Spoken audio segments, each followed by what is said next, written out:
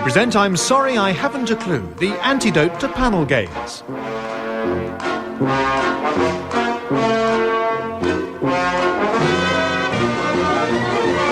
At the piano is Colin Sell and your chairman is Humphrey Littleton.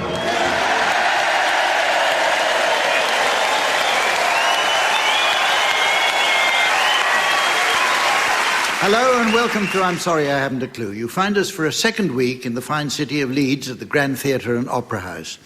Leeds was really put on the map by the Industrial Revolution, and the world's first commercial steam railway opened here in 1814.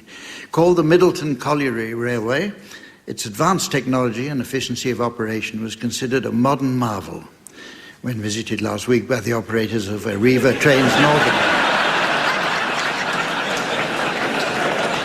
Among the many businesses to start here was that of John Waddington, who opened a shop on Bridge Street, which he visited every time he threw a double six. Waddington soon built a factory to produce board games, but this was the scene of rioting by Luddites, so named because they refused to accept the new Ludo technology. In 1884, Marks and Spencer opened their first shop in Leeds and took as their trademark St. Michael, the patron saint of returned cardigans.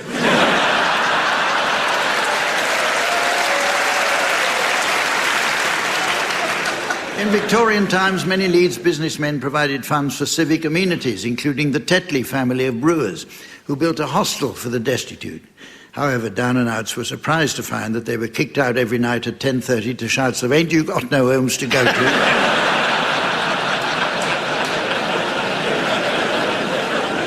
With the advent of the First World War, the Leeds Rifles were formed, and it was they who played that game of football against German troops in no man's land on Christmas Day 1914. However, the spirit of the game was spoiled when the German centre-forward executed a superb diving header and then ran off with the ball stuck on his spike.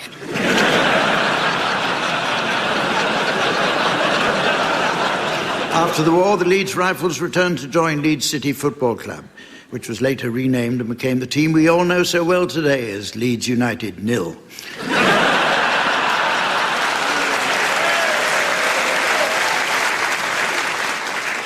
Famous celebrities associated with Leeds include Sir Jimmy Savile, Peter O'Toole, Alan Bennett, and of course our own Barry Cryer has seen them on the telly. So let's meet him and the rest of the teams, who always guarantee a laugh a minute without ever specifying which minute.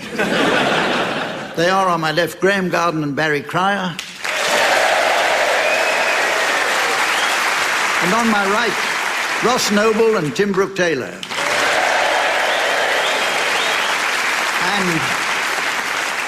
And eager to position her comfortable seat on my left hand, please welcome our glamorous scorer, the ever-delightful Samantha.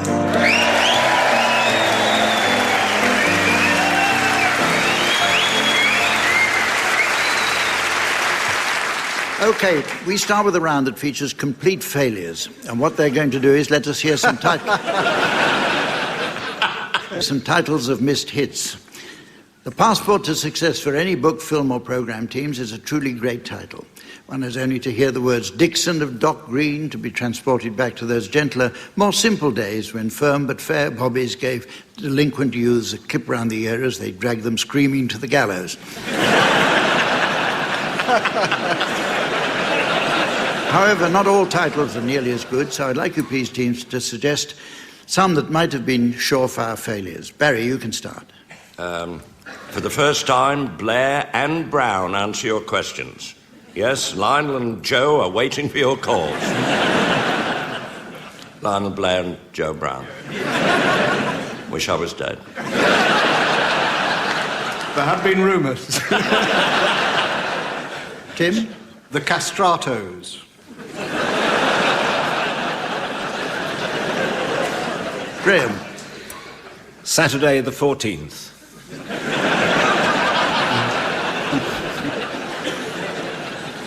Ross? Whitley Beer Watch.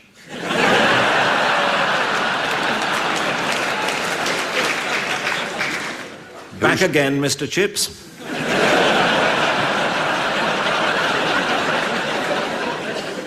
Bollocks to Private Ryan.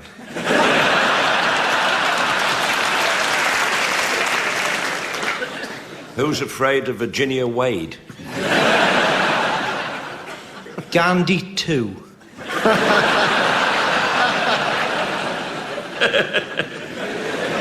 Gandhi 3. Gandhi 4. This time it's personal.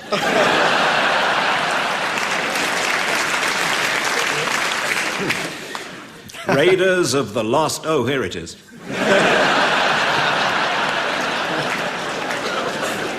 Bridget Jones's Dairy. One of our planes is... Oh, here it is.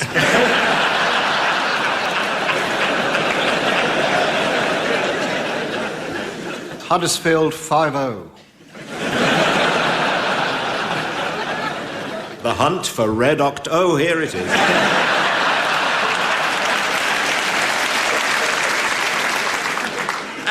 Gandhi 5 if you're up to it.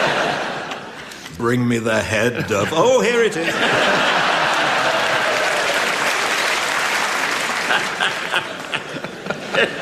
Okay, the teams are going to sing for us now in the round called One Song to the Tune of Another. This is a remarkably easy concept to grasp, teams, as luckily a song is constructed in very much the same way as a shoe. The tune is represented by the leather upper, and this is connected to the sole or words. However, after a while, we may tire of the words or wear the sole out and take away the words to replace them with new ones or resole the shoe. While we're doing this, we may also take the opportunity to have some keys cut, although why shoe repairers think they're all qualified locksmiths, I can't imagine. I could have been stuck outside in the cold for hours with that set of badly cut keys. Luckily, my neighbour is a qualified engineer who owns a heavy industrial machine lathe. So we use that to smash the door down. Now, teams, I can sense you may be missing the point here because you've clearly failed to spot that if we're all going to have our footwear constantly resoled, there'd be a huge increase in demand for experienced shoe repairers hammering away. Personally, I don't know if I have the stomach for a noisy load of old cobblers. At the piano is Colin Sell.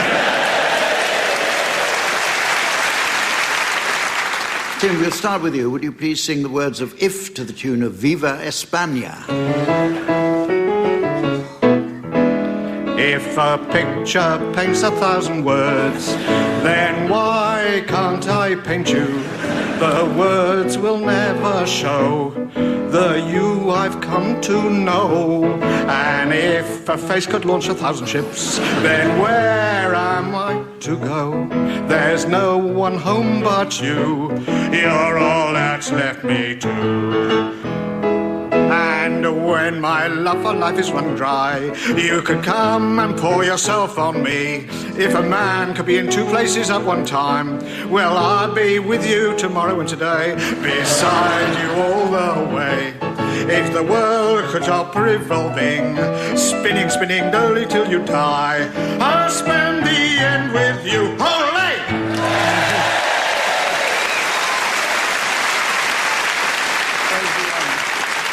Okay, Ross, now, I'd like you please to sing the words of You've Lost That Loving Feeling to the tune of The Happy Wanderer.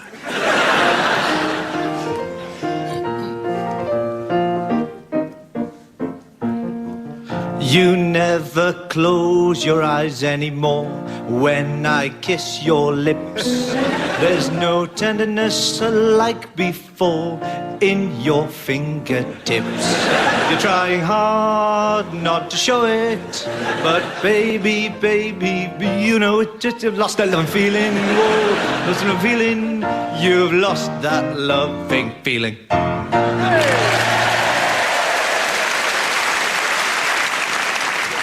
Barry, would you please sing the words of Run, Rabbit, Run to the tune of Till There Was You?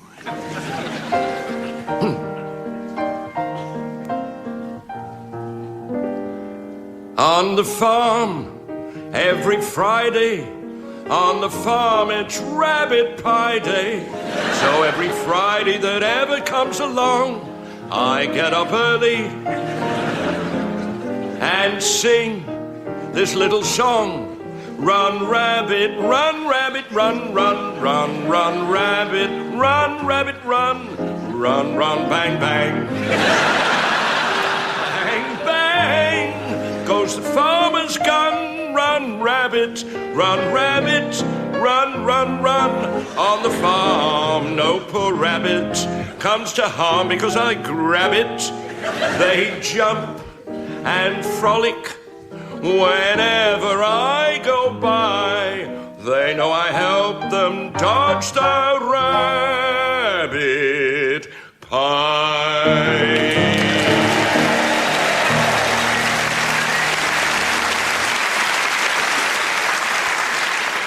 And finally, Graham, would you please sing the words of I've Got a Brand New Combine Harvester to the tune of These Foolish Things?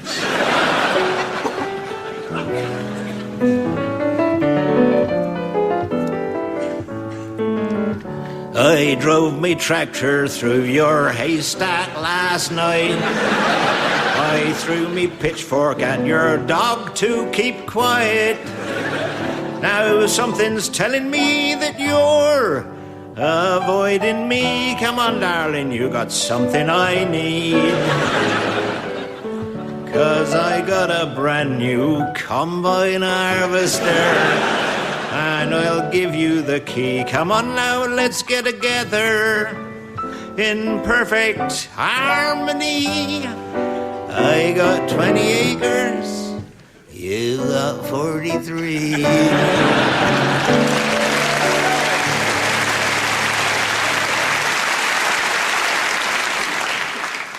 It was 1972 when I started doing this.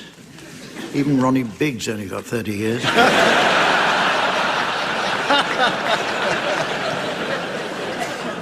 The next game is called Through the Keyhole, and is quite similar to the popular TV show of the same name in that it's exactly the same. For anyone who hasn't seen the original, well done.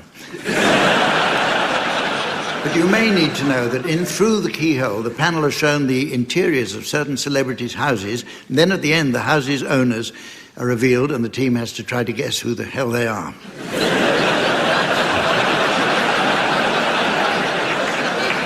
In the original, Lloyd Grossman described various household articles, which were also helpfully shown for any viewers whose first language is English.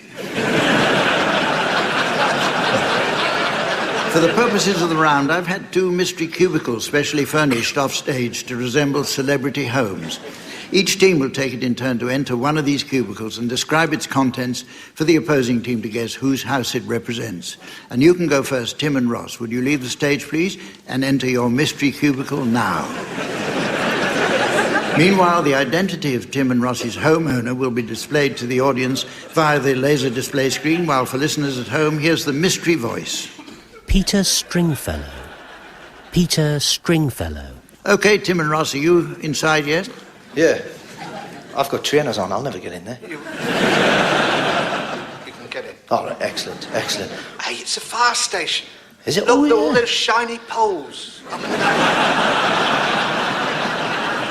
Let's go into the living room. It's quite, blimey. Oh, he must be some sort of musician there. There's a guitar over there. That's a bit weird, isn't it? Look, the G-string's missing. Oh, yeah. Hey, look, here's a passport. This should help us. Oh, yeah, Look, give us a look.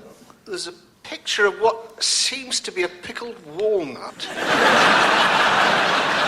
Dressed as a lion.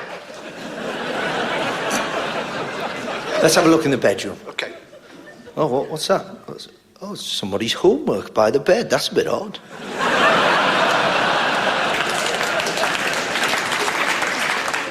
Let's have a look in the kitchen, shall we? All right.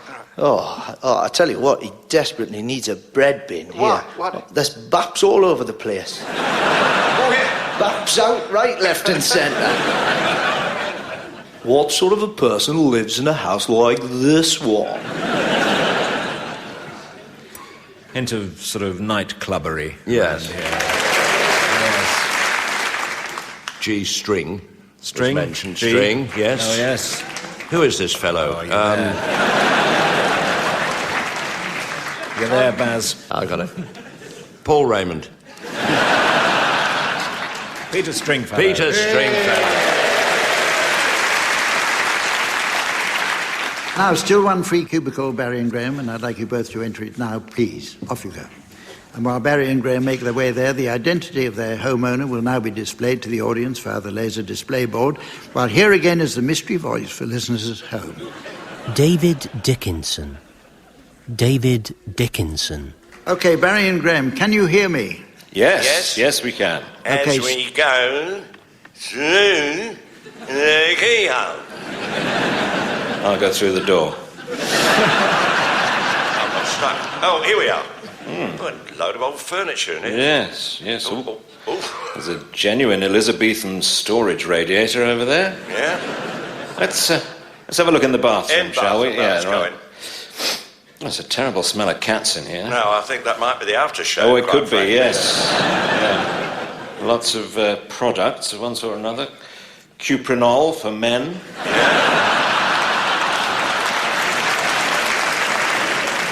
Laboratoire Garnier, mahogany stain. Yeah. And, there's a bit of hair product here.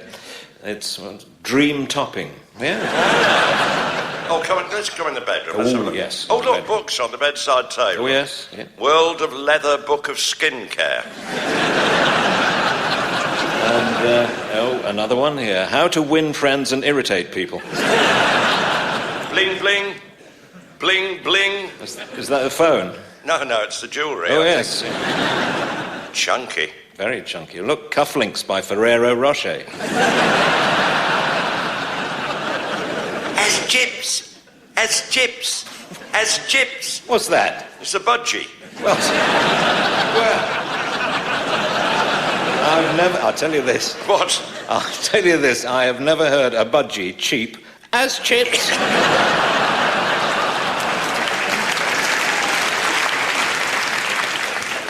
I'm not sure, Ross, do you know?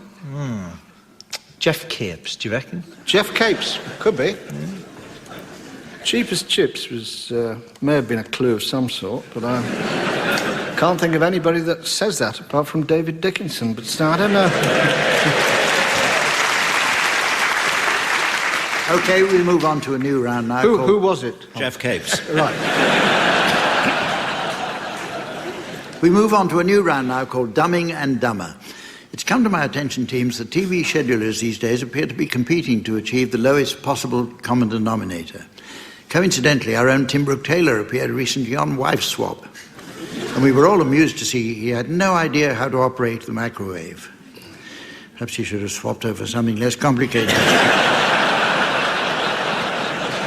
In this round, the team's challenge will be to come up with ideas for revamping a certain TV programme so its cost and intellectual content are even lower than the current batch on offer.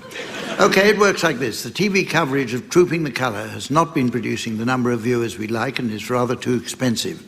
Team A will suggest a way of making it more exciting for less money. Team 2 then has to suggest a means of reducing either the cost or the IQ even further. Then the first team do the same, and so on, so on, so on, so on. The viewers could send in their videos. Yeah, home videos. That's cheap, isn't it? We could call it You've Been Trooped. Yeah. Yeah. Save a bit of money. Yep. We could retitle it, I'm the Queen, Get Me Out of Here. Or she could go off and do her own show, I Love 1953. Well, if she's gone... Yes. Celebrity Trooping the Colour. Yes, Celebrity Trooping the Colour, and replace the Queen with a celebrity. Yes, yeah. Like Maureen off driving school. Yes.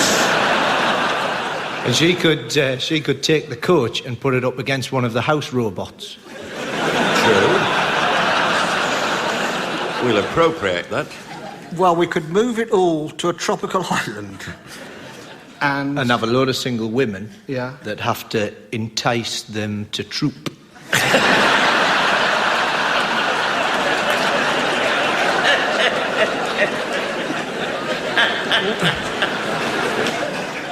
Well, we're just left with a big empty parade ground.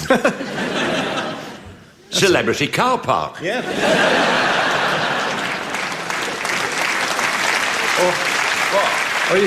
Or you could call it Tom Academy.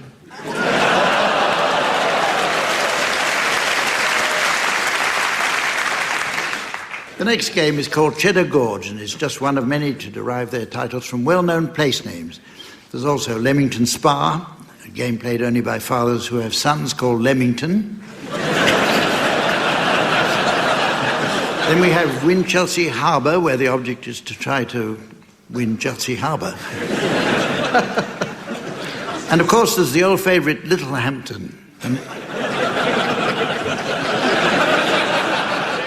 an intensely competitive game that requires a very cold day and a small ruler. In Cheddar Gorge, each panellist exchanges a single word in turn in order to construct a coherent sentence on a certain subject, the object being not to complete the sentence. If a full stop is reached, you'll hear me sound my horn like this.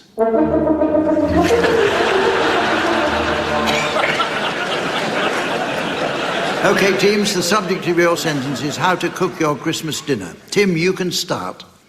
First, You Need a piece of mind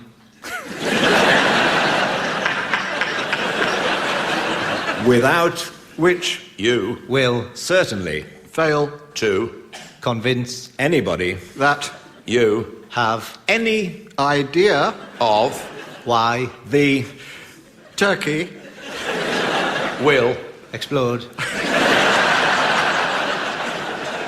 after which it will quietly based and based and fist during the long period of marriage into which you should enter the small of your best part twice nightly if you don't get it in to that large and interesting yet strangely although not that strange and interesting place which is very very very extremely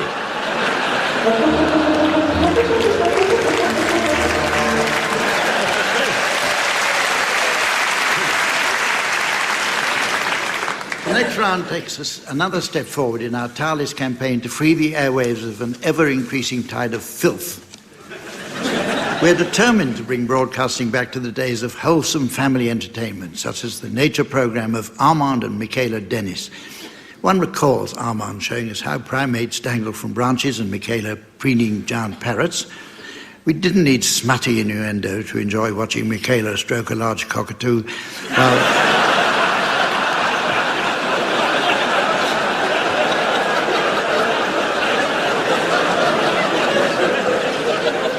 while Armand was hung like a baboon up a tree.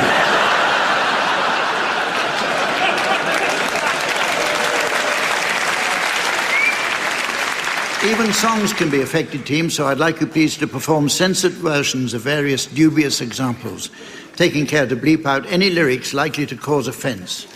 Piano accompaniment will be provided by Colin Sell, who we were interested to learn has recently been working on a new arrangement of the 4 Seasons. Sadly, he got too close putting the olives in the cheese and burnt his eyebrows.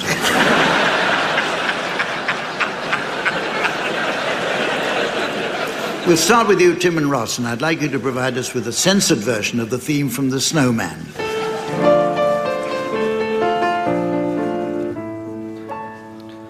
working in the air, working in the moonlit sky. The people far below watching as we fly. I'm holding very tight. I'm riding in the I'm I'm finding I can so high above with you. Across the world, the villages go like dreams. The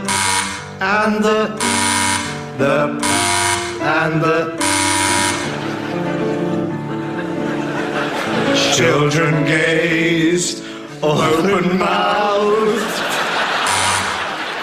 by surprise. Nobody down below believes their eyes.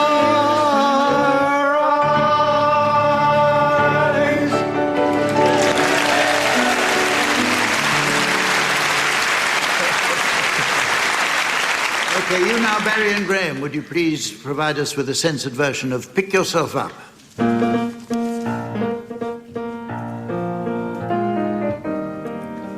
Nothing's impossible, I have found, for when my is on the ground, I pick myself off, start all over again. Don't lose your confidence if you be grateful for a pleasant and pick yourself up, yourself off and start all over again. Like a soul inspired till the battle of the day is won. You may be sick and tired, but you'll be up, my son. Will you remember the famous men who had to rise again? So take a deep breath, yourself up, yourself off, and start all over again.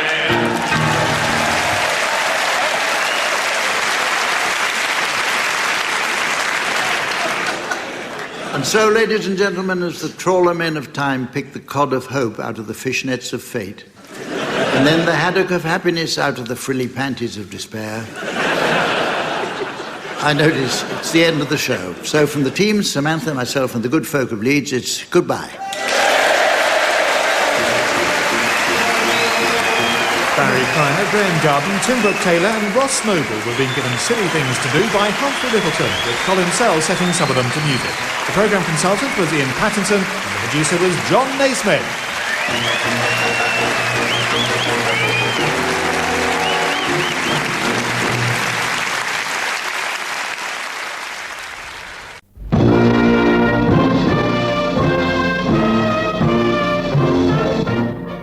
We present I'm Sorry, I Haven't a Clue, a panel game.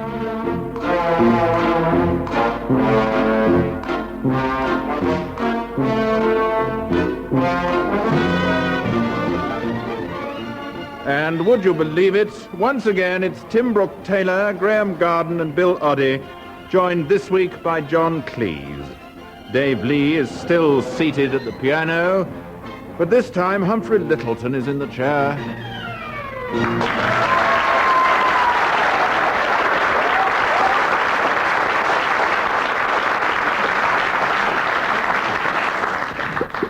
Once again, I'm proud and intensely happy to present, on the one hand, Tim Brooke-Taylor and Bill Oddie.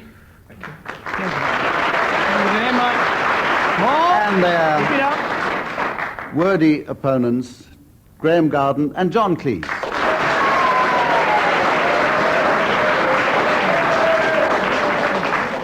This, as you know, is a sort of panel game. Don't worry, it only goes on for half an hour and then things will get back to normal. First round is the one in which each team has to sing the words of one song to the tune of another. Right. Yes. John and Graham, please sing the words of All I Want for Christmas Is My Two Front Teeth to the tune of Men of Harlech.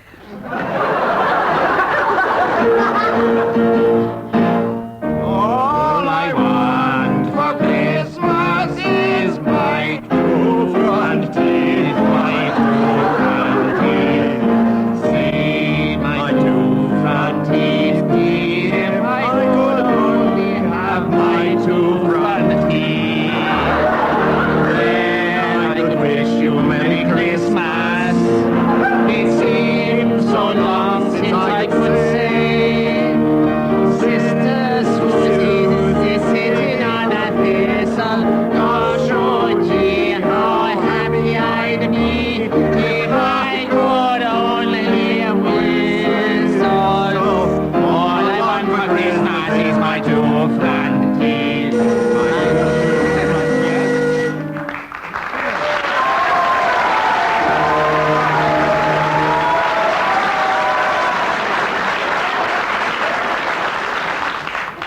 Sorry, I was just testing my buzzer.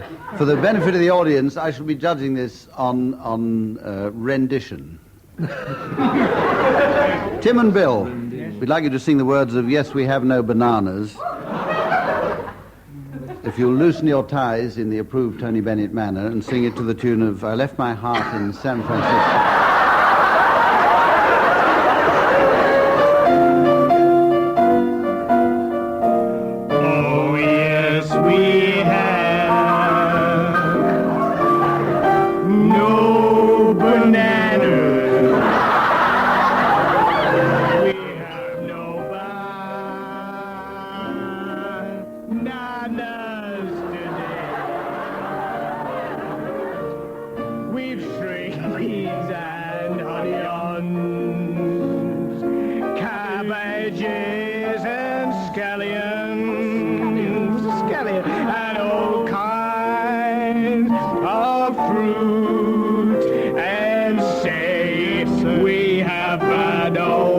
Fashion tomato,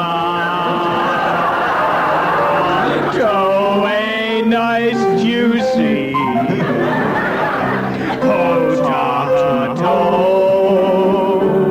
But yes, we have no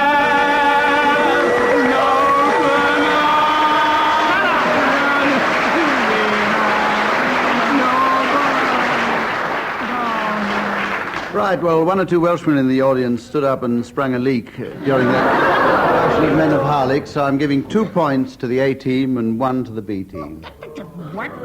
We go on to the next round, which... oh, wait a minute, before the next round, I have to introduce a round which we're coming to at the very end of the programme.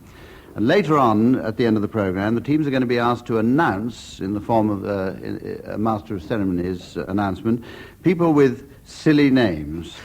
To give the players time to think them up, I'll leave it until later in the programme before I ask for their silly names, appropriate to the late arrivals at the zookeeper's ball. So, team, that's what you have to think up now. We'll go on quickly to the next round. This is a round called Word for Word, and I give each team a word, and they must immediately come up with another word which has nothing whatever to do with the word I gave them. And the other team can challenge and try to prove a connection. I'm going to start with the A team, with Graham Garden, and as soon as I can find my list of words, I've written out all the words I know and lost them.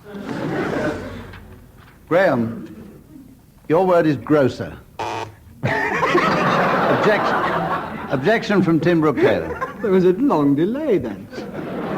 Grocer, long pause. No connection with a long pause, I can tell you. I didn't want to say anything libelous. There's nothing in the rules. I retract that objection. Order, please. There's nothing in the rules about long pause. Ah. Long pause. Kangaroo. So, no. We're now going to start with John Cleese with a different word, and the word is screw. Feather. Mice. Piano. Armadillo. Watering can. Elephant. Objection from Tim Brooke Taylor. Connection. I've got an elephant's foot watering can. It's true. It is. He has too. Yes. Objection upheld. A can for watering elephants. And I've lost the score. But we're going to start now with Tim Brooke Taylor, and he's going to start with the word crutch. Rainbow. Crutch. Rainbow. My buzzer won't buzz. My buzzer won't buzz. I can't make my buzzer buzz. 9 objections in 1 there. Repetition. From John McGrath. There's nothing in the rules. Mr. Chairman, be honest about this. 1 mark for being in the wrong panel game. Also lack of entertainment. I'm going to give one more word now. I'm going to ask Graham Garden to start with the word stag. Whistle. Pillow. Rebarbative. Recidivist. Sesquipedalianism. Antediluvian. Elvira Madigan. Gaius Cletus. Vampire Bat. Thank you. Objection from Bill Oddie. I couldn't have said any of those. Therefore they are connected. That's true, logic. Objection upheld. Because, as a matter of fact, I happen to know that Bill Oddie couldn't have said any of the words that have been mentioned so far. 4 marks for each of the teams there for managing to keep going as long as they did. The next round is called Swanee, How I Love You. And I'm going to ask each team to play a tune on Swanee whistles. This is an instrument, as you know, which requires perfect pitch from the executant. And I have to recognize or guess what tune they're playing. And we'll start now with whoever's got the Swanee whistle. We'll start now with Graham Garden and John Cleese. What are we playing? I don't know what we're playing.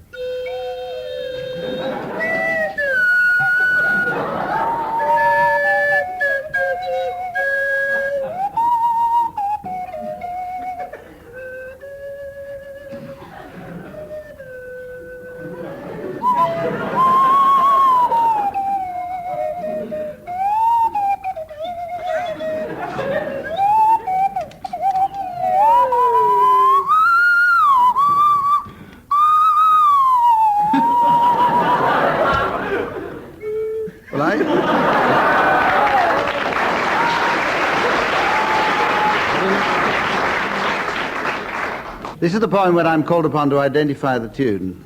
It's difficult for me because both of them were playing a different tune. John Cleese was playing an excerpt from one of the later works of John Cage, one of the pieces which have been recently featured on the Radio 3. Is that correct? That's right. That's right, yes. That's not what I was trying to play.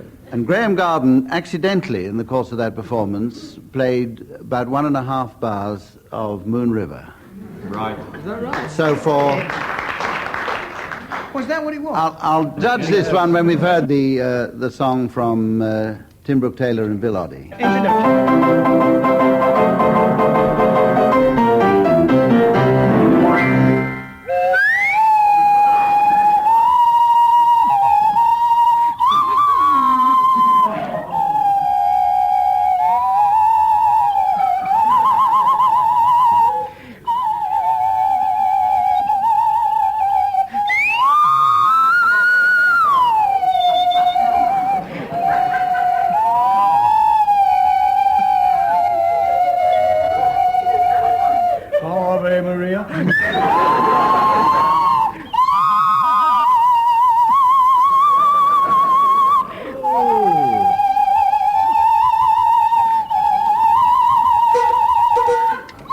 Enough! You give in?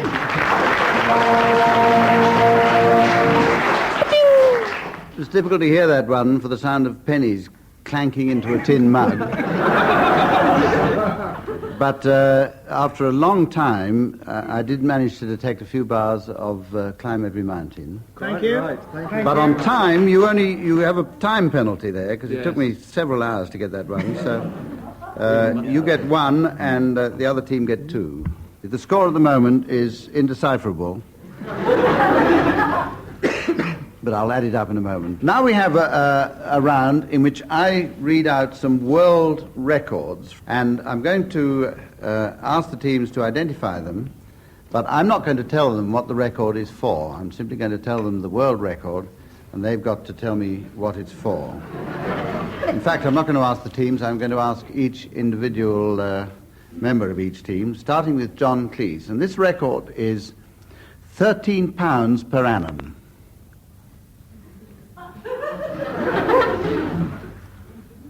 Annum. That's what I said. Right. It's the number of voles an Icelander eats. Well, the weight of voles. I should make it clear that this is pounds sterling. It's the value of the vole. In fact, you're surprisingly close. It's the value of the Icelanders that lemmings eat. Keep going.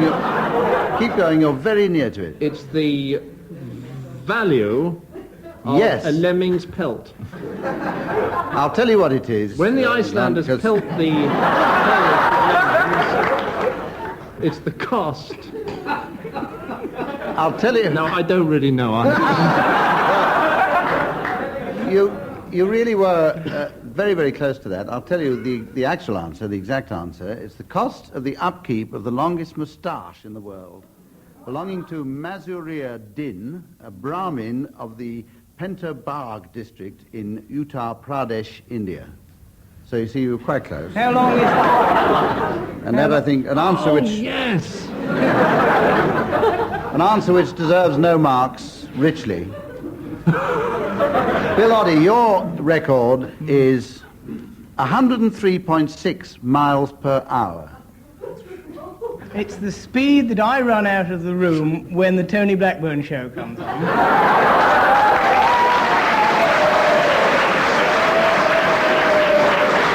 Vicious.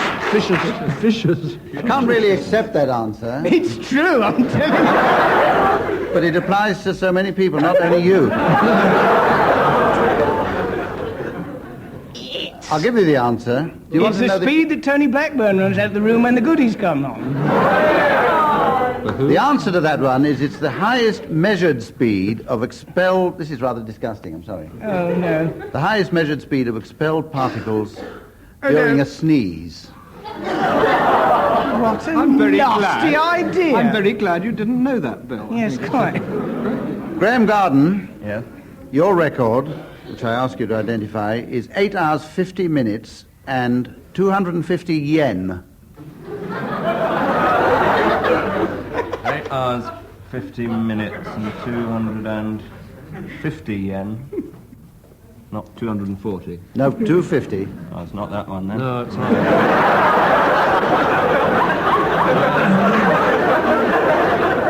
It's the 250 yen record, isn't it? It's the... Yes, it's the slowest speed at which a Japanese camel keeper can count 250 yen. I know it sounds boring, but it's a fact. Well, it's the length and admission price of the world's longest film. You remember seeing it? It was on BBC television one Sunday afternoon. They showed it on ATV and it was cut to 12 minutes.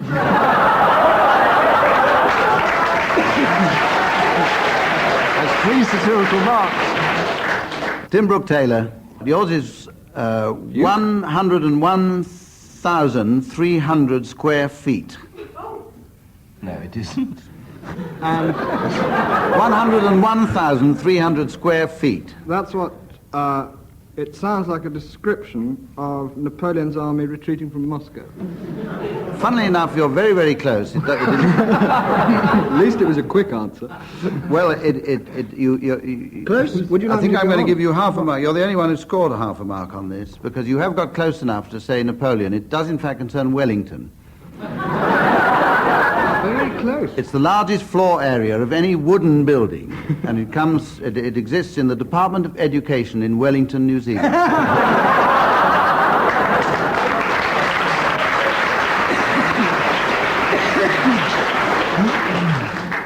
I'll tell you the scores in a moment, but meanwhile, this next round looks like going on for a long time, so I shall have ample opportunity for totting up the score while that's going on. This is a round in which each member of the teams has to impersonate a well-known person impersonating another well-known person, reciting a nursery rhyme.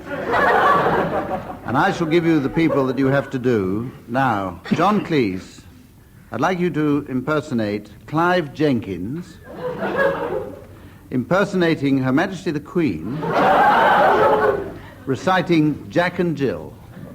Now? Go ahead, Clive. My executive and I advised the said Jack and Jill not to carry on with their proposed plans to go up the hill to fetch a pail of Dom Perignon 56. It's all very good. But unfortunately, Jack fell down and broke my crown. And we had to call the strike off. Johnny.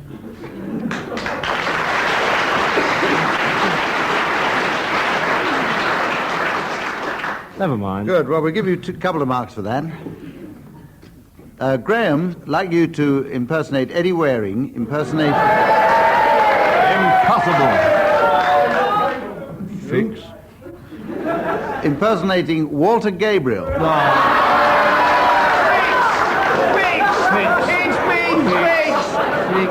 It can't be fixed because I'm setting these and I've never watched any of your programs.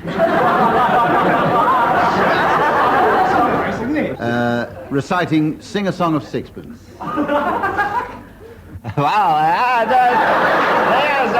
Sixpence. Lord, no! A pocket full of rye. 20 blackboard. Big dinner pie. Oh, John.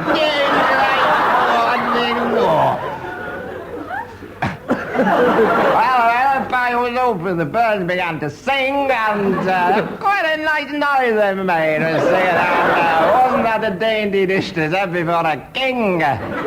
No. Well, now back to David Vine.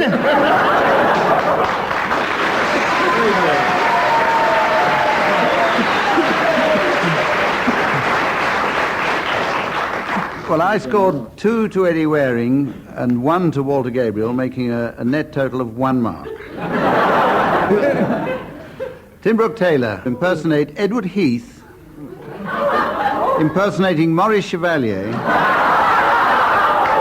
reciting Humpty Dumpty.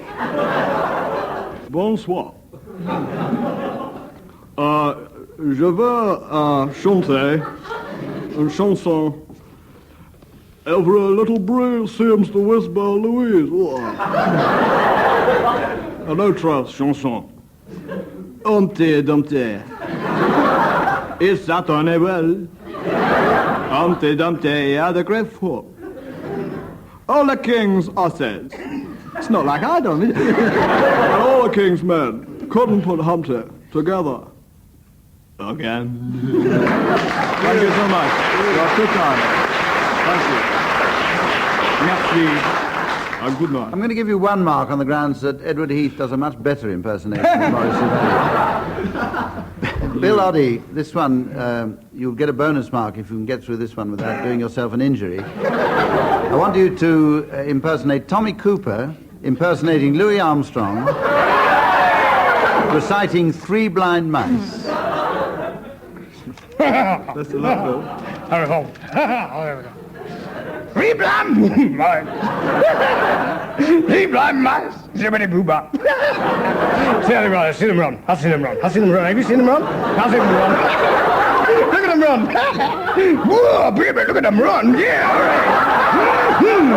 Whoa, they're all run after the farmer's wife. Where? I've seen the farmer's wife. I've done after her. No fools, those mice. See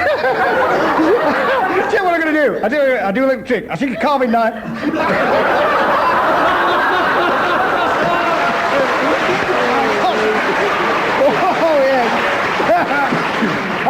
I gotta cut off the tails. I gotta cut off the tails. Here, I cut off 1 tail. I cut off 2 tails. I've cut off his head. Oh, yeah! Do you ever see such a thing in your life? I didn't see it. Oh, no. There's 3 blind... 3 blind mice. Oh, yeah.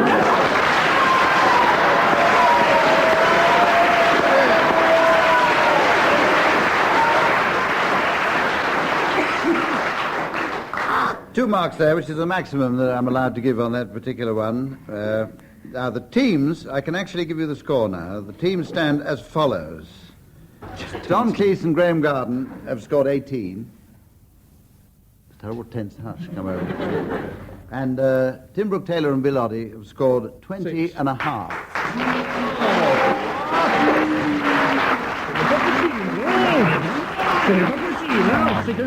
Never mind, John and Graham. There's plenty of time yet. Worse luck. We have a singing relay now, and in this round, one of the players of each team starts off a song, and he and his partner must sing a duet, but each one has to sing alternate words. In other words, the duet is alternating between the two of them, one word each. Any player who falters or messes up the game is declared soppy, and 2 points go to the other side, which I'll write down now because it's a foregone conclusion. But John and Graham, I'd like you to sing alternately. I'd like you to give actually a romantic interpretation of this song, if you will. Give me the moonlight.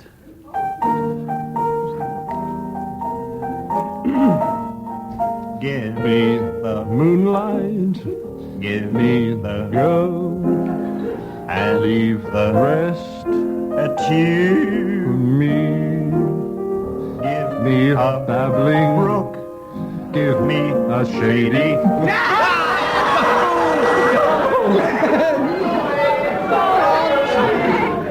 Well, you lose a point, but what we do now...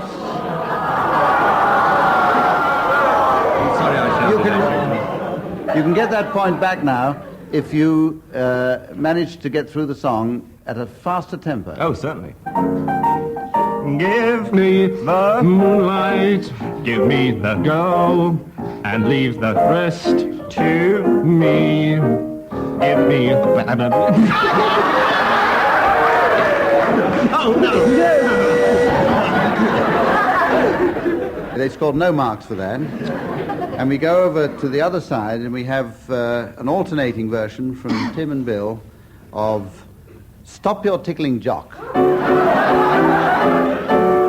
Will you stop your tickling jock? Oh, stop your tickling jock. Faster.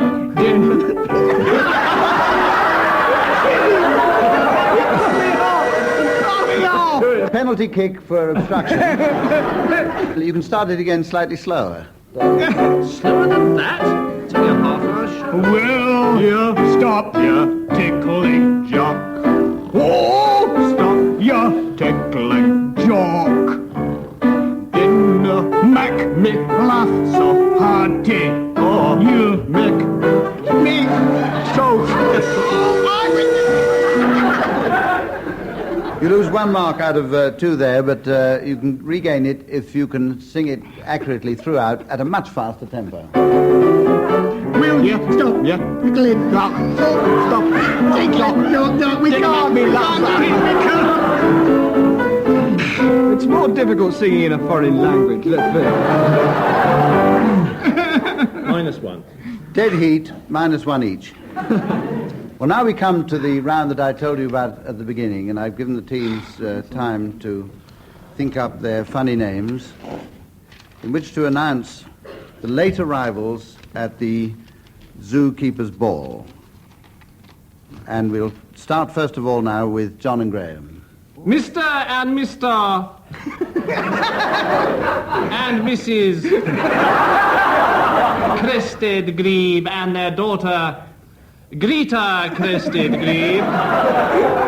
We'll give you 1 for that, Graham. Mr. and Mrs. Pansy and their son Jim Pansy.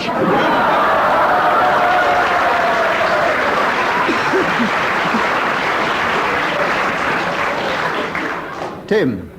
Mr. Arthur Platypus and his duck Bill Platypus. Miss, also at the zookeeper's ball. Oh, yes. Old Ma Racket and her husband Pa Racket. John? Mr. and Mrs. Rhinoceros and their son Ray Rhinoceros. Graham? Mr. and Mrs. Conda and their daughter Anna. Conda. Not to mention Uncle Elope and his wife, Aunt Elope. Ladies and gentlemen, later on... this is where I tell you the Mr. and Mrs. Tita and their daughter, Ann Tita.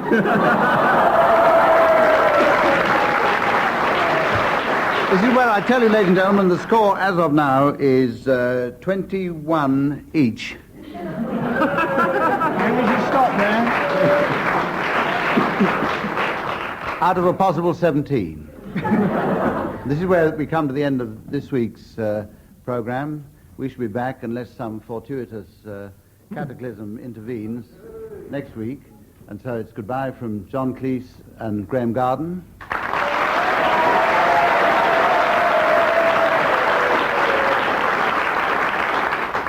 Tim Brooke Taylor and Bill Oddie.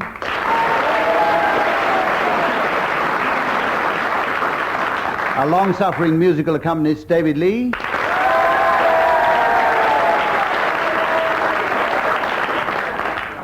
And me, Humphrey Littleton.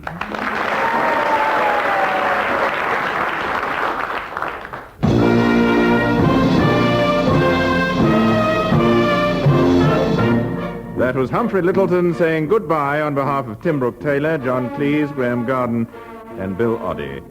Dave Lee, pianofortist extraordinaire, also bids farewell, as does producer John Castle.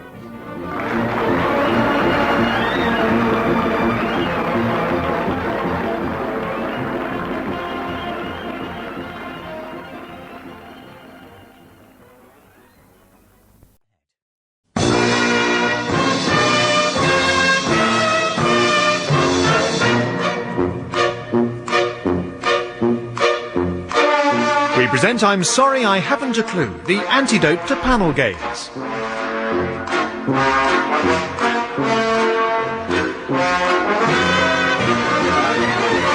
At the piano is Colin Sell and your chairman is Humphrey Littleton.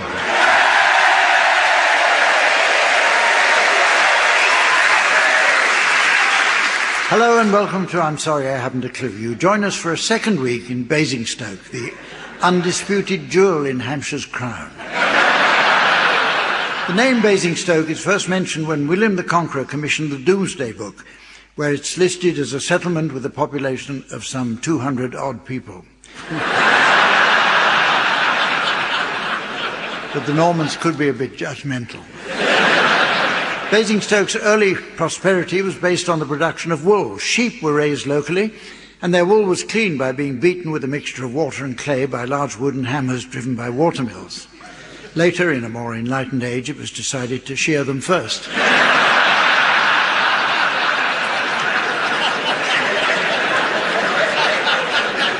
The Hospital of St. John the Baptist saw its ultimate test with the Black Death of 1347, which left Basingstoke decimated. 'Tis a sight to vex the spirit. Them the Lord hath spared do move with hollow cheeks and eyes that are sunken unto their sockets. Broken are they with despair and the pity of their existence. A stillness most dreadful and ghostly doth cloak the whole town with awe.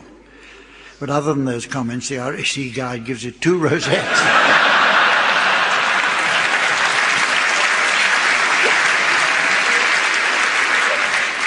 1657 saw the Basingstoke witch trials, where a woman named Goody Turner was found guilty of practicing witchcraft. After surviving a ducking in the pond, an angry mob then tried to burn her at the stake, but she was too damp and kept going.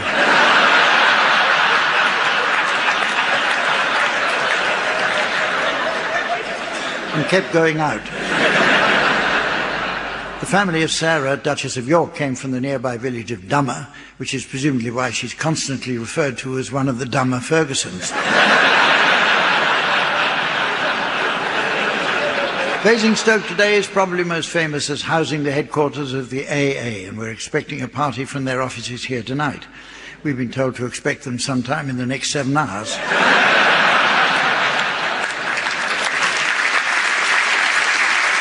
Now, let's meet 4 comedians who are today considered the funniest in their field. However, the council do say they'll have their caravans towed away if they don't move on. They are on my left, Graham Garden and Barry Cryer. And on my right, Tim Brooke-Taylor and Linda Smith. And making a welcome return to take up her position on my left hand, our scorer, the ever-delightful Samantha.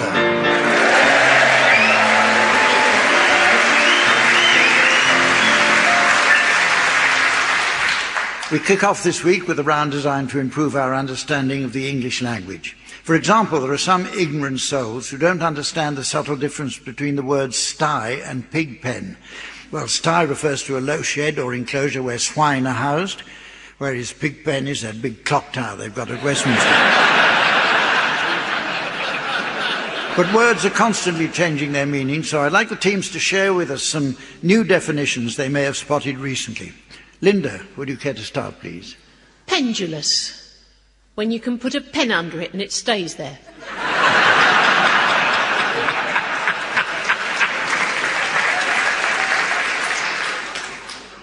Barry. Psychopath. Crazy paving. Tim. Mistake. Winner of a butcher's beauty contest.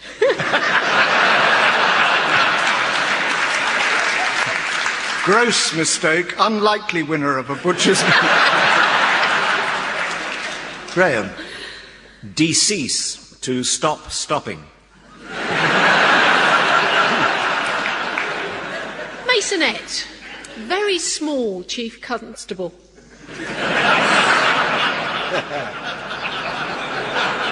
Sewage. Legal work.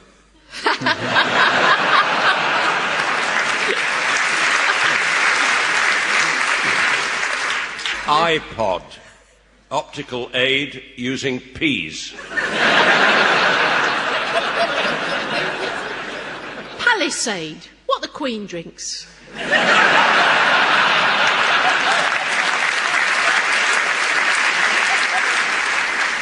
Margate. The mother of all scandals.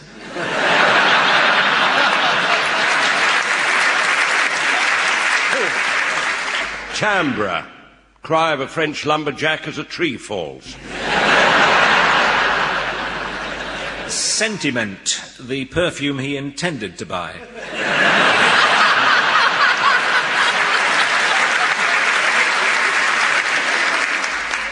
Postulate. The new name for Royal Mail.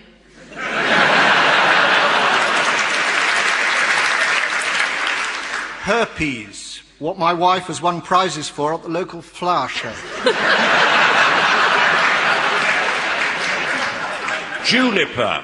Israeli crab.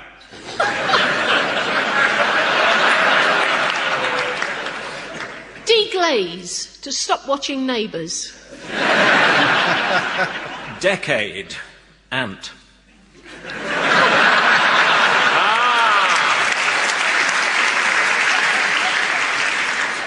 Torpid. Incomplete torpedo. Wisp. A really pathetic wasp.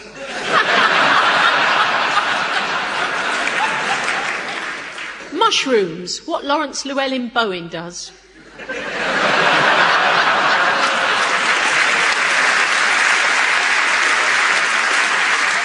Teams are going to give full vent to their acting skills now in the round called Sound Charades.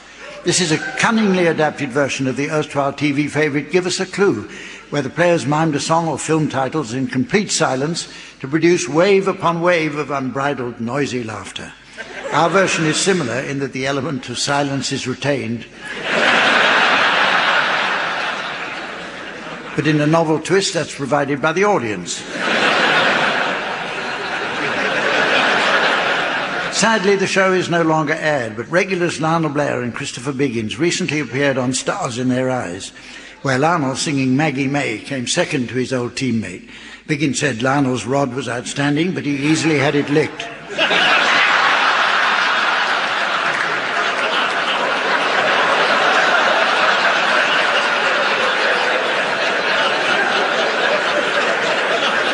Tim and Linda, you're to start, please, and your title will shortly be displayed to the audience via the display screen, while for listeners at home, here's the mystery voice. 6 feet under. 6 feet under. It's,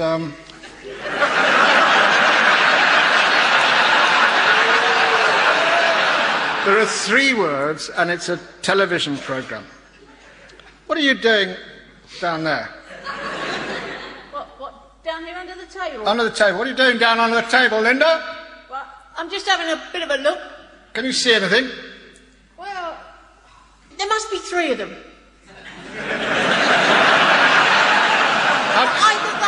Either that or it's a huge insect. Is it a huge insect? Is it hairy? No, you won't. No, it can't be a huge. It's far too hairy.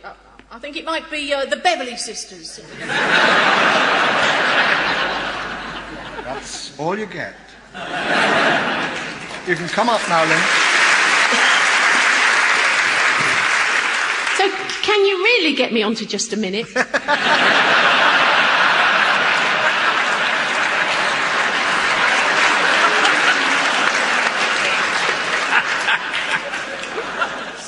Was it raising the dead?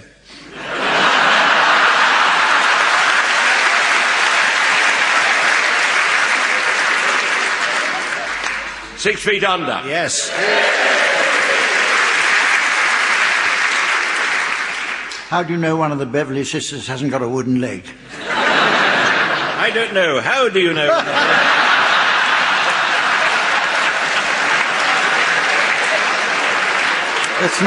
Let's not go along that road. Right, your turn, Barry and Graham. Your titles now being exhibited on the laser display board. And here again is the mystery voice for listeners at home. The Stepford Wives. The Stepford Wives. 3 words. 3 words, yes, indeed.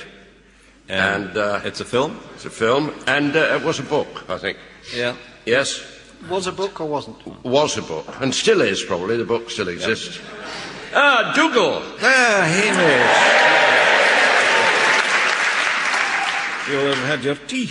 Well, I wouldn't say no. Well, I'll just take it as read then. Now, the longest day. Come away. Oh, Come away out the back. I want to show you something. Well, there's nothing round the back I haven't seen before. Oh, look. Over here. James! What the devil are those? Those, Hamish, are my dwives. Dwives? Aye. They're a lively bunch. Well, it's feeding times, you see, but you'll notice these dwives have very short legs.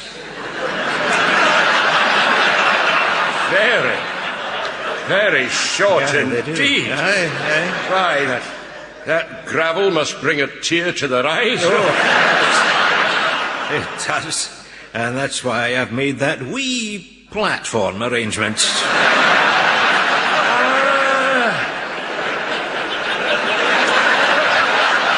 see it? I get it. See with it? God, see. So they can hop onto it to reach the trough. The trough to reach the food. Oh, so ingenious. What do you call that wee platform arrangement the dwives are standing on?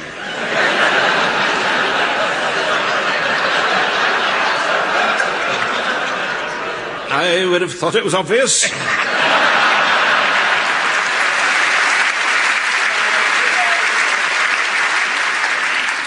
The Stepford Wives next. Very good. The next game is called Word for Word. Now, even though this is a word game, it makes great physical demands on the players, who've all been training rigorously to become match fit. Graham, Linda and Tim all decided to build up their stamina by taking up fell walking, while Barry has been rambling since 1972. Okay, I'd like you to start off by exchanging unconnected words, please. Tim and Linda. Barry and Graham, you should challenge to take over play if you spot any connection. Off you go, Tim and Linda. Tortoise. Sink tidy. Challenge from Graham. Yes, Miss Sinktidy taught us Latin at school.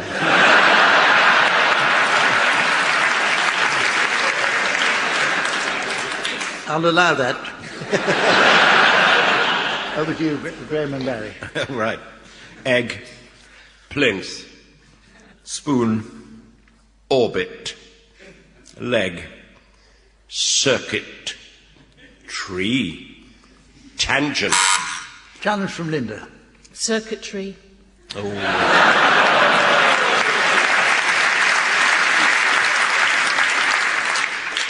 that Brilliant, was- carry on. Tactile. Bird bath. Campanology. Sofa. Paranoid. Coffee table. Paranoid coffee table, 60s rock group. San Francisco based. No, overruled. Carry on, Tim. Mascarpone. Sorry? Mascarpone. No, sorry.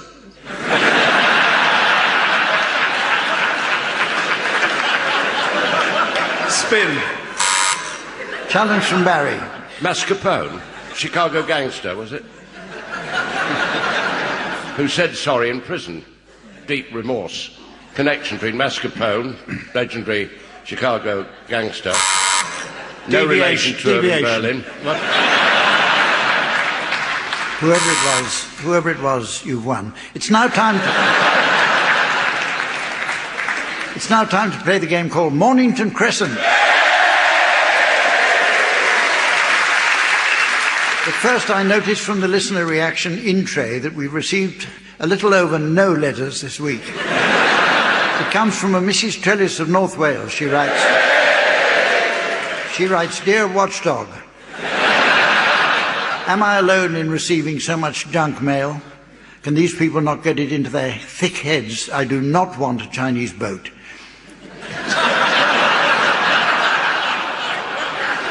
Yours sincerely, Mrs. Trellis. Stupid old bat. Now today's junk.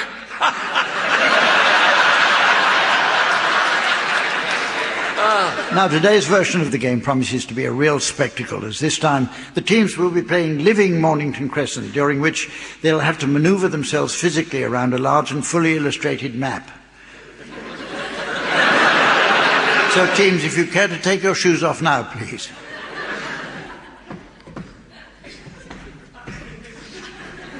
Thank you. As you'd expect, it's standard metropolitan rules as defined by Norton's Third Convention. Therefore, blocking is not allowed, southern approach routes are out of bounds, and the poke holder always plays advantage. Did you say blocking was allowed? Not allowed. Not allowed. No. Can't stress that too much, Tim. I can't. Your voice is gone.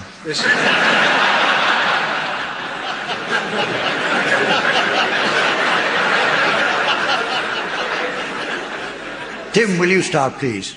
Marylebone High Street. Cleveland Street. Gants Hill. Graham. I'm not going all the way over there. Well, unless you do, you'll be I know. You'll be approaching me from the south. Hang a minute. Get down here. White City. Portobello Road. Oh. Shoot up hill. What do you say? Shoot up hill. That's some drug reference.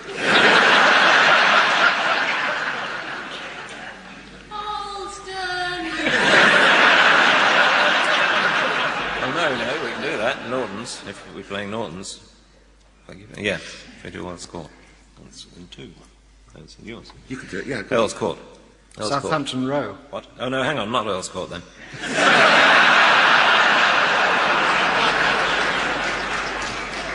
Arnos Grove. Highbury. Highbury. Hey, wait a minute. Berkeley Square. That's the southern approach. Yes, it's the southern approach. Southern approach, Baz. What? It's the southern approach. Blocking is southern approach. And he's the poke holder. I'm not blocking him. Adjudication, please, Hump. I've forgotten what it was. I don't know what. I've forgotten what happened, so carry on.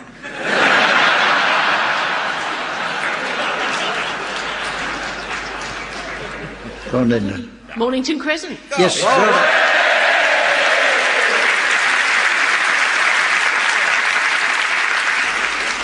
The teams are going to delve into the world of proverbs now. Down the years, proverbs have provided an essential life code, but today many leave something to be desired. For example, whilst it's still true that you can't make a silk purse out of a pig's ear, there's certainly nothing to stop you making a pork pie.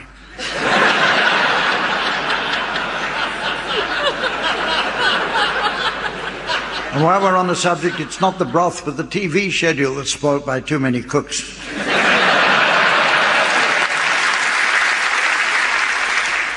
Okay, teams, I have with me a list of popular and useful proverbs, but it's a cryptic list because instead of the full proverb, all you get to go on is the first letter of each word.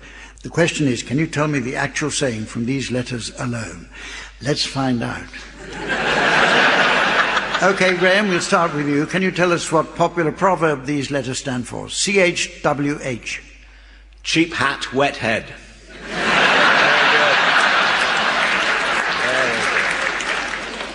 Cold hands, warm heart. Oh. Right, now you, Linda, can you tell us what useful rule of thumb these letters might stand for? BITTW. BITTW. Could it be a proverb much in use in the White House? Bomb Iraq, Tuesdays, Thursdays and weekends. Blood is thicker than water. Now it's your turn, Tim. What useful advice might these letters stand for? FWBNP. This is a proverb for four-wheel drive owners. FW, 4 wheels but no passengers.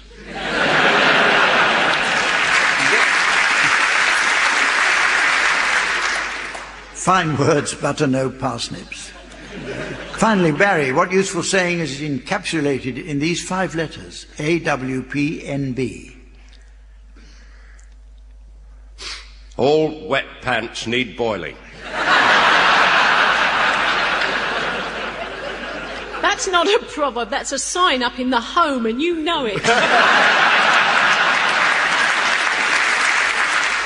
Another sign next to it says, a watched pot never boils. I've got a complaint about this script. I've just said, finally, Barry, and now it says, OK, let's try some more. Talk about broken promises.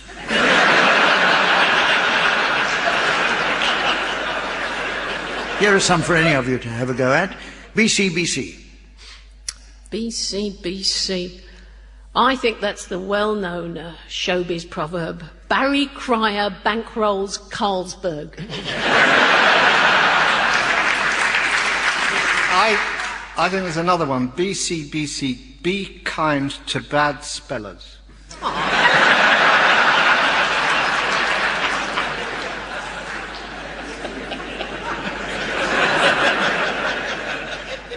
The answer is beggars can't be choosers. Oh. There is a spoonerism there, but I won't say because I'll get sued. What about these letters? Anyone?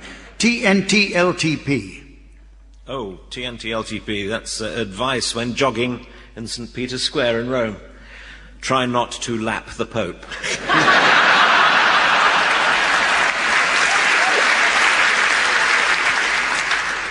Of course, there's no time like the present.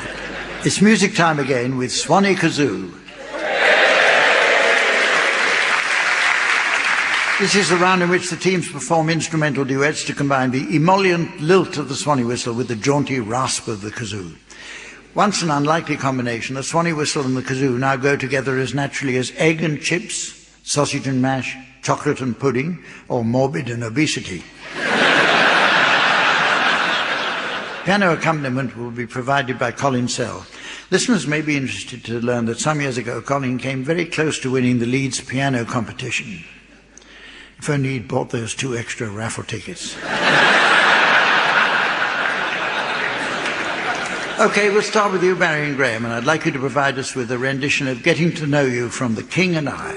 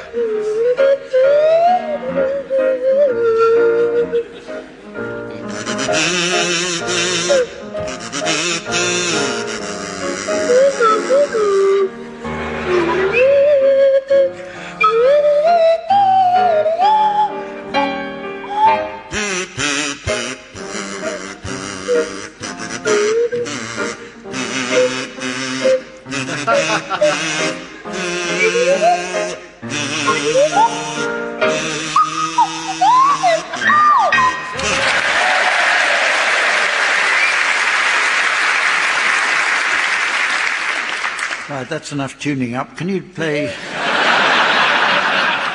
Your turn now, Tim and Linda, and I'd like you to provide us with a rendition of the popular round, Row, Row, Row Your Boat.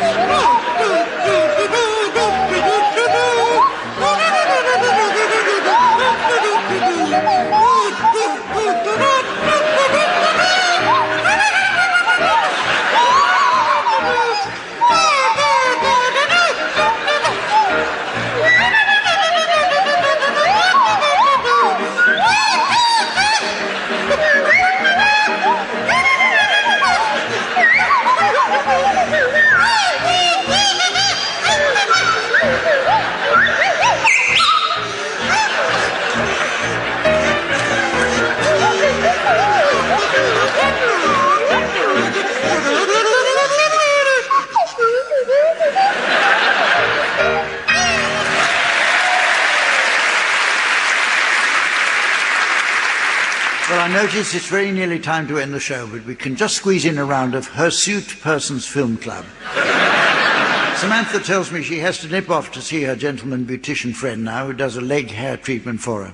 He lays ribbons of sticky wax paper on her thighs and then lets them dry. Then, Samantha says, she likes to watch as he rips the paper strips and wax off for her.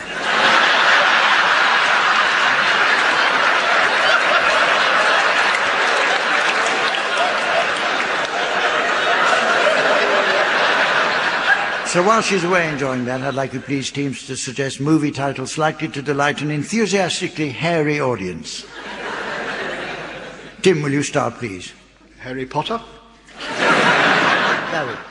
I Was Monty's Stubble. Linda. 12 Tangly Men. Graham. Robo-mop. Shaving Private Ryan. Or Shaving Ryan's Private. The Long, the Short and the Curlies. To Kill a Mockingbird. Thoroughly Modern Mullet. Hairy Queen of Scots. The Postmen all wear ringlets twice.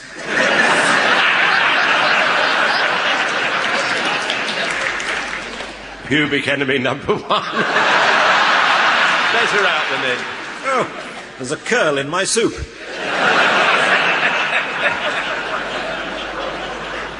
Bring me the head and shoulders of Alfredo.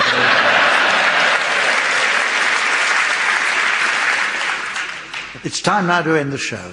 But first, I've been asked to make a short announcement. We understand from the theatre management that there have been complaints that certain members of the audience couldn't hear the show.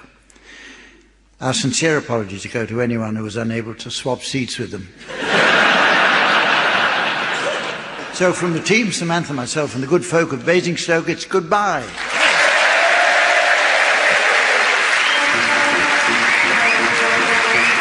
Pryor, Graham Garden, Tim Brooke-Taylor and Linda Smith were being given Silly Things to Do by Humphrey Littleton, with Colin Sell setting some of them to music. The programme consultant was Ian Pattinson and the producer was John Naismith.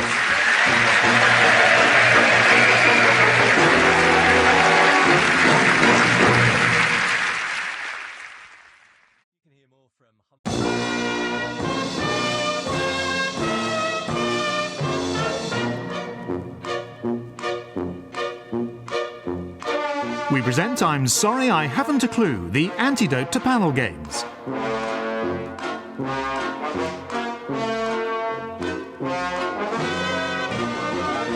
At the piano is Colin Sell, and your chairman is Jack D. Hello, and welcome to I'm Sorry I Haven't a Clue. You join us this week on a visit to historic Bristol. Known worldwide as the city where statues come to drown. Acclaimed crime writer Agatha Christie was married in Bristol to the dashing airman Captain Archibald Christie on Christmas Eve 1914 at Emmanuel Church in Clifton following a brief but passionate courtship before the outbreak of war. Agatha Christie is regarded as the best mystery author the world has ever known, but I think we all know who done it that evening.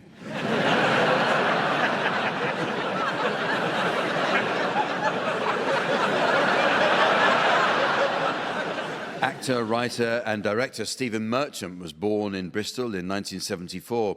The 6'7" co-creator of The Office remembers an idyllic childhood growing up in the city and how he'd spend many hot summer's days dangling his feet in the cooling waters of the River Avon from his vantage point on the Clifton Suspension Bridge.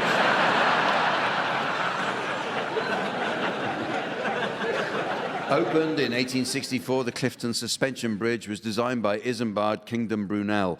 Sadly, Brunel never got to see the completion of his bridge as he was killed in an industrial accident in 1859. He tripped on a loose girder and fell several feet into his own hat.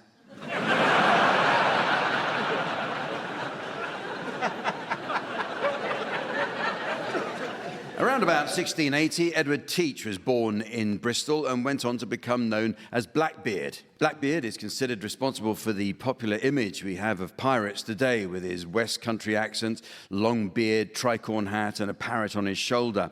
After a lifetime spent terrorizing the American East Coast, Blackbeard was eventually killed by British naval forces off the coast of North Carolina. And as an example to others, his body was subsequently hung, drawn, and twice quartered into what his parrot later described as pieces of 8.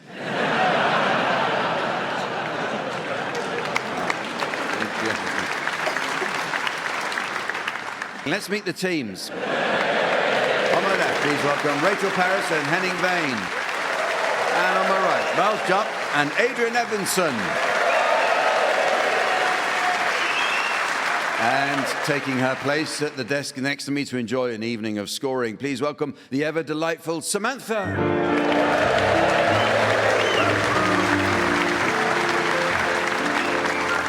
Well, we begin this week with a round that's all about adverts. A misplaced letter on its packaging can be ruinous to the success of a product. Just think of the disastrous sales figures for Waitrose Essential Full Fat MILF.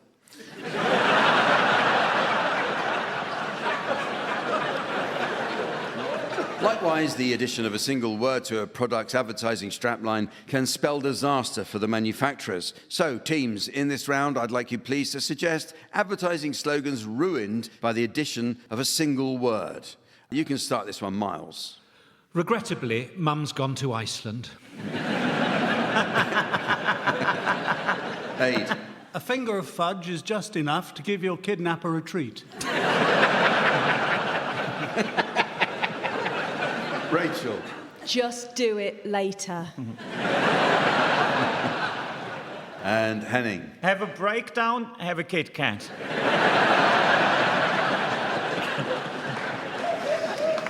Once you pop, you can't stop oozing.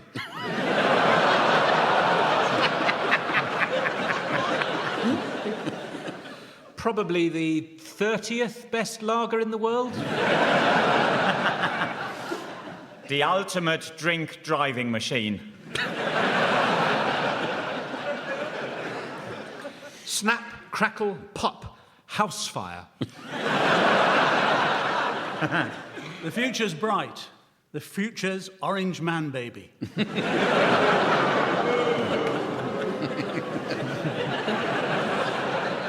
Burger King, have it your way. Cold. A dog is for life, not just for Christmas dinner. Ronseal does almost exactly what it says on the tin.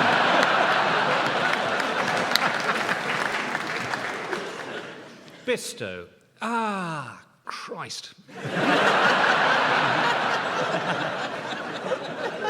It's good to talk bollocks. Well, it's time for a musical round now as I ask the teams to sing one song to the tune of another.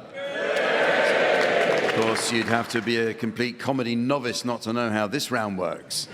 So, teams, this is how it works. Try to imagine the round in terms of a South African diamond mine, with the game itself as the mine, the different tunnels beneath the ground as the lyrics, and the diamonds as the tune. While the diamonds or tune remain constant, different tunnels or lyrics are dug in order to unearth them. In other words, one song to the tune of another. So far, so good. But the poor workers not only have to contend with the constant noise of drilling, they're also weighed in and out of the mine to ensure they haven't stolen anything. What a life. Imagine having to put up with an appalling background racket and the regular abuse of those minor scales. Which reminds me, at the piano we have Colin Sell. Incidentally, Colin recalls a particularly happy time in his life playing with the small faces, or as his wife calls them, the grandchildren. Okay, we'll start with you, Miles Jupp. I'd like you to sing the words of Sexual Healing by Marvin Gaye to the tune of Somewhere Over the Rainbow.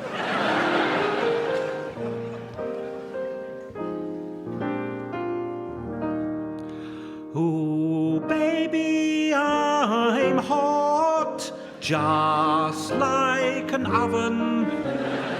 I need some loving, and baby, I can't hold it much longer. It's getting stronger and stronger when I get that feeling. I want sexual healing, oh baby. Makes me feel so fine, helps to relieve my mind, sexual healing, baby. Is good for me, sexual healing is something that's good for me whenever blood drops are falling and my emotional stability is leaving me. There's something I can do. I can call you up, baby.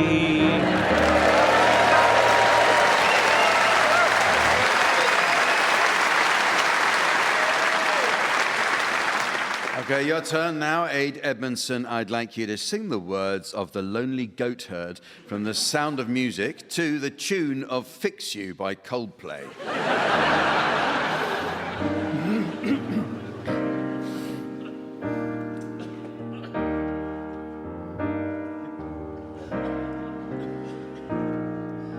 High on a hill was a lonely goat herd.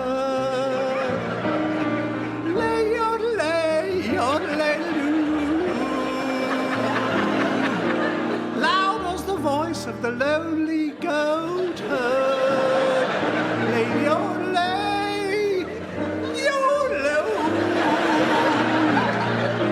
Folks in a town that was quite remote heard. Lay,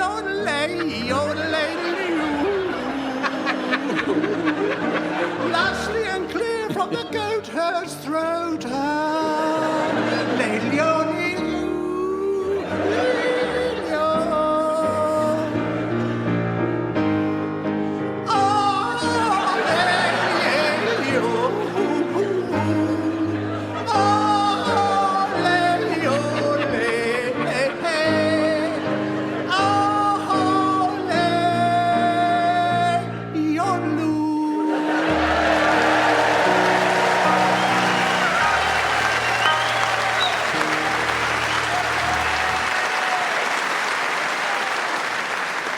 I think we've all learnt something.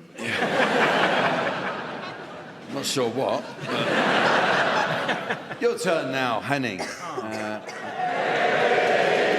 And I'd like you to sing the words of The Wheels on the Bus to the tune of, and hopefully you can get it right this time, the German national anthem.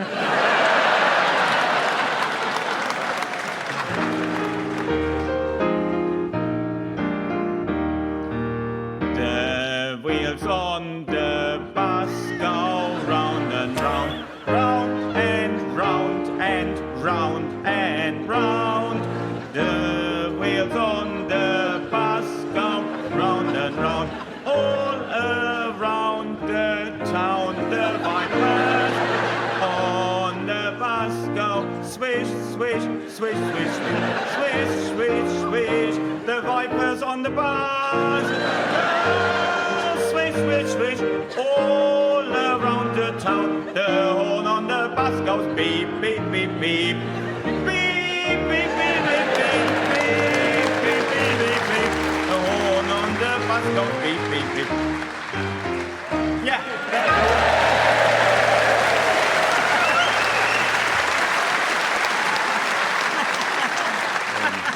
Sure, you've made the German people very proud tonight. And finally, Rachel Paris, I'd like you to sing the words of Wannabe by the Spice Girls to the tune of Hallelujah by Leonard Cohen.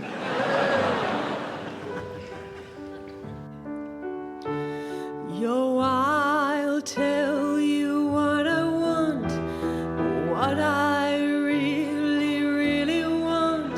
So tell me what you want, what you really, really want.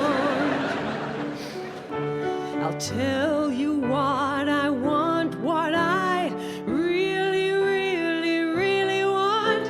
So tell me what you want, what you really, really want.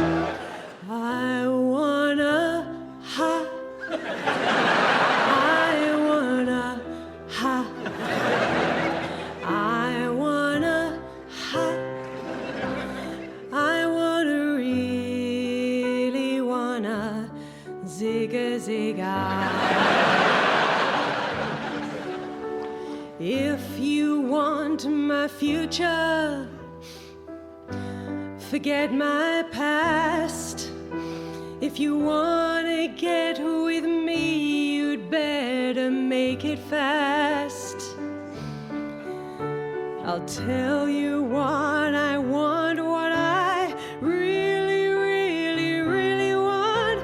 So tell me what you want, what you really, really want. I wanna hide. I wanna hide.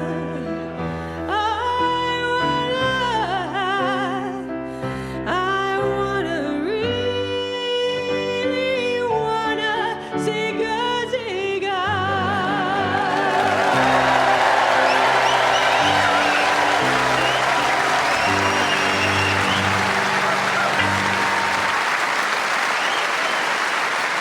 Thank you, Rachel. Well, our next round is a quick-fire quiz called On the Buzzer. So get ready, teams. Here come the questions. What noise do bees make? And buzz is the right answer. Point to Miles there. First finger on the buzzer. Well done, Miles. Next question. What was the first name of the second man on the moon? Buzz Aldrin, of course. Well done, Rachel. In World War II, Germany's V-1 rockets were commonly known as what bombs?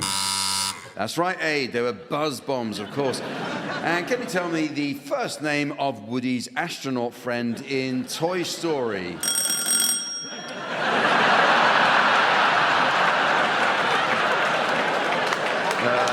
Bad luck, Henning. It was Buzz. Buzz Lightyear. I know that, but I haven't got a buzzer. I don't make the rules, Henning. Next question. A circular saw is often referred to as a what saw? Yes, Miles, it is, of course, as a buzz saw. Very perceptive answer. Enjoyed your reasoning as well. Well done. And a crew cut hairstyle is sometimes known as a what cut? A buzz cut, yes, it is. Rachel, you certainly know your hairstyles, don't you?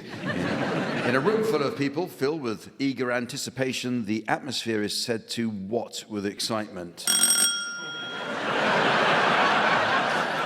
No, Henning, the answer is buzz with excitement. Buzz as in buzzer, not ting-a-ling. I'm sure, Jack, I've heard English people say they're ting-a-linging with excitement. I mean, it's not my first language. Oh, look, Henning, if you're not going to take this seriously, you know... It's not my fault, Oh, it's really, not your fault, is it? Oh, whose fault is it? Capitalism? Nice Jerry who sets up the microphones and connects the buzzers? Well, nice Jerry gave me a bell. Oh, I'm sorry about this, ladies and gentlemen. Well, can somebody please give Henning a buzzer like the others? since if he doesn't get one, he's clearly going to keep spoiling it for everyone else. Thank you. Right, okay, ready? On with the fun? Thank you. Yeah. Good. In the wedding ceremony, the groom says, "With this what I thee wed?" No, Henning. The answer is ring. Well, no points to Henning on that. On to the next round. Well, this next round is called The Symptoms, and it's all about the world of medicine. In this round, the teams will assume the role of doctors and patients suffering from an imaginary medical condition, and you can be our first patients, Miles and Aid. And the identity of your mystery medical condition is now being displayed to the audience via the laser display screen. And the mystery voice for listeners at home. Miles and Adrian think they're Greek statues. Miles and Adrian think they're Greek statues. So off you go, please, Miles and Aid. Hello, can we help you? Yes. You see, I'm feeling rather stiff. Oh dear. And people are saying that I'm looking very pale, and I feel cold. I'm wondering if that's why I look so small, you know. Just, you know, down there. You're lucky. Mine's fallen off.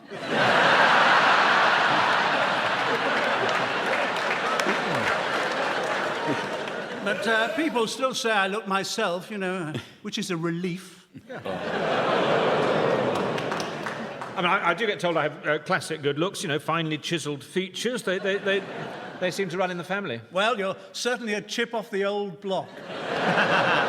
The worst thing is people keep taking advantage of us. Yes, I have been shat on most of my life.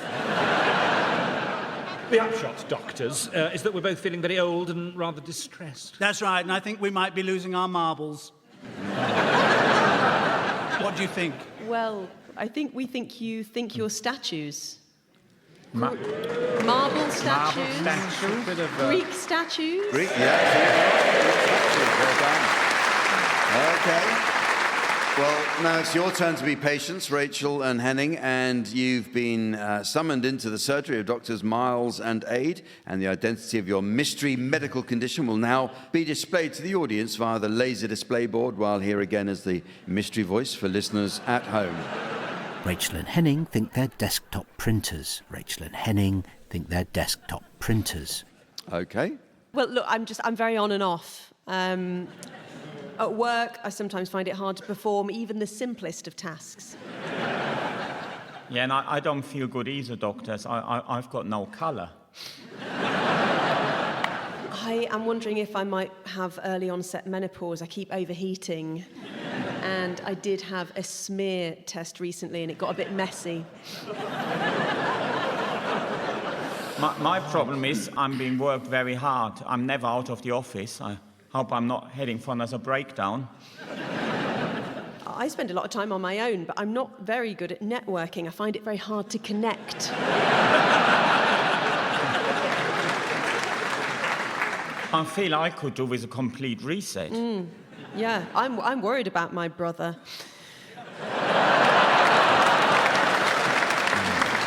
His work's really dried up. I'm concerned he might have got himself into a bit of a jam. Copy that. In terms of intimacy, things are fine. Certainly my drive's still there. I'm very easily turned on, although the other day this bloke put something irregular in my drawers.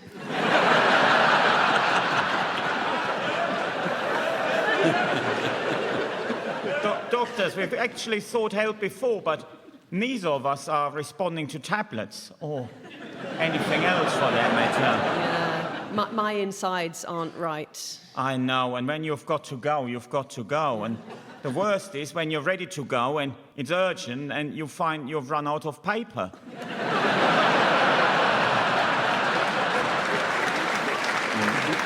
Nightmare.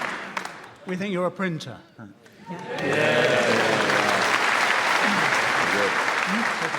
Well, it's now time for a round which is all about the world of broadcasting. Not only do young people these days not bother with anything that isn't broadcast on social media, they also have very short attention spans. Last Christmas, when I suggested to my kids that we sit down together and watch that British classic, Chariots of Fire, all they wanted to know was the running time. I said it's basically all the way through. Now, the people whose job it is... Nice. Now, the people whose job it is to come up with ideas for radio and TV shows can be remarkably lazy with their programme titles. So I'll ask the teams to assume the role of continuity announcers, introducing examples of programmes where the content has been contrived to suit what someone thought would make a clever title. Miles, you can start. Next on Channel 5, a new reality show which seeks to rank every vicar in the UK according to size. That's All Preachers, Great and Small. Now on Channel 5. Rachel. On BBC Two shortly, more classic drama as an Edwardian gentleman attempts to trace the family tree of his former personal servant, Stavros. That's How Greek Was My Valet on BBC Two. 8. At 9 o'clock on BBC Two, the latest episode in our series examining the underpants of famous psychologists. This week it's The Young Ones. And Henning. Next up, Jeremy Irons tells the story of a wealthy young man trying to fix the face of his metal fiancée before the big day. In Brideshead Re-Riveted.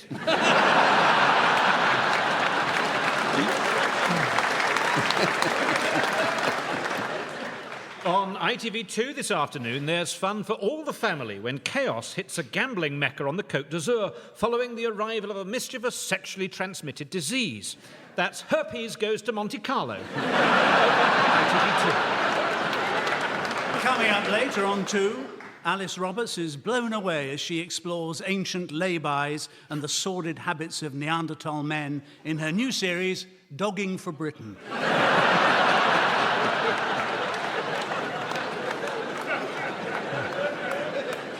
And now here on ITV, in a sequel to the last popular series, Jeremy Irons gets over the loss of his metal wife by stamping her cranium into the ground in Brideshead Re-Divoted.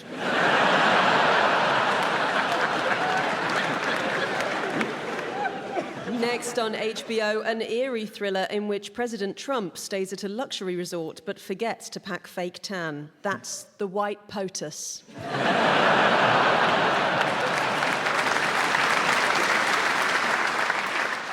On Channel 4 later tonight, celebrities are given the task of identifying ancient Russian rulers whose bodies have been cryogenically frozen. So at 10 o'clock, that's Tsars in Their Ice on Channel 4.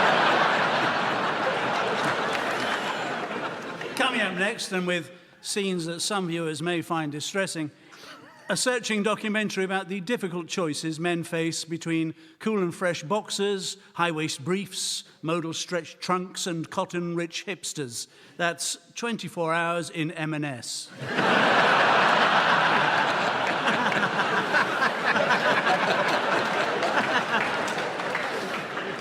Time to watch Ray and Dave Davis, Mick Avery and Peter Quaife arm wrestle all day and all of the night to find out who's the weakest kink.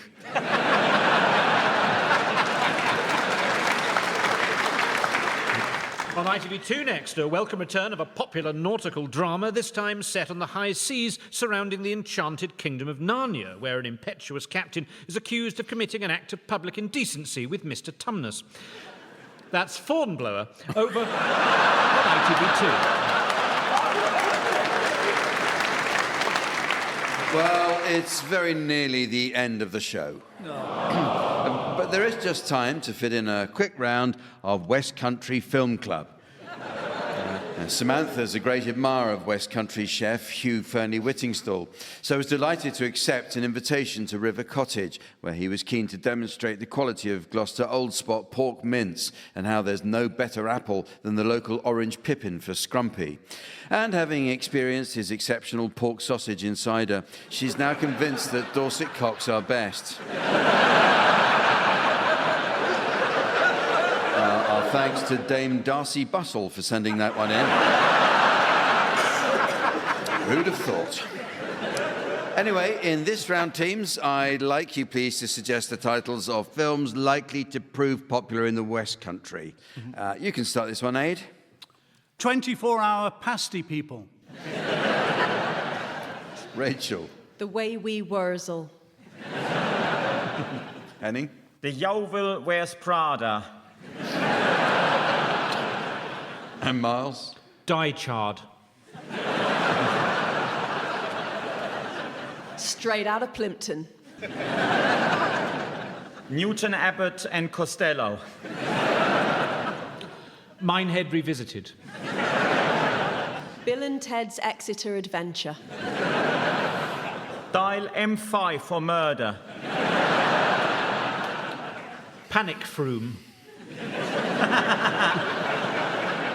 Lundy, bloody Lundy.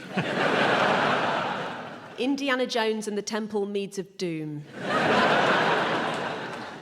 Torbay Watch. In Bedminster with Madonna.